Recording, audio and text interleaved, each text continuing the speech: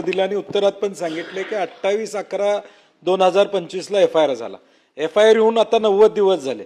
अज्ञाता विरुद्धात 200 कोटीच्या जमिनीचा प्रवीण दरेकरजी FIR होऊ शकतो का?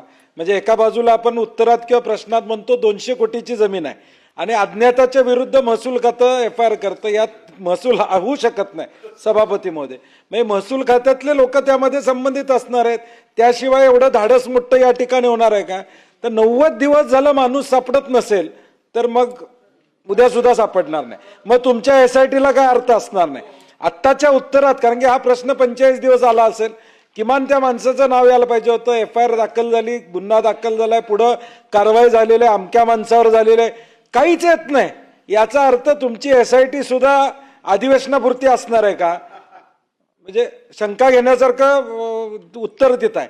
त्यामुळे स्पेसिफिक आमचा प्रश्न आहे की 90 दिवस होऊन सुद्धा जर माणूस सापडत नसेल तर तो माणूस किती मोठा आहे आणि तो मोठा माणसाला तुम्ही हात लावणार आहात का?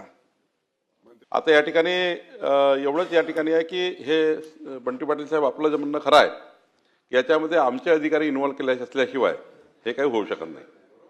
आणि म्हणूनच या ठिकाणी आमची ACS आमचे कोण कोण लोक इन्व्हॉल्व आहे याच्याकरता ACS इन्क्वायरी आम्ही सुरू केलेली आहे.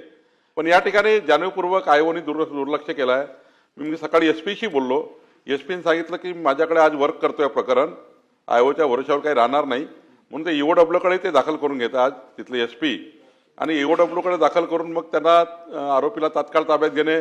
मी EOWच्या चौकशीत हे सांगणार आहे की आमच्या अधिकाऱ्यांनी जर त्या ठिकाणी इन्व्हॉल्वमेंट असेल तर आमची ACS इन्क्वायरी करून ते गुन्ह्याचा त्या ठिकाणी त्यालाही पाठ करणार आहे.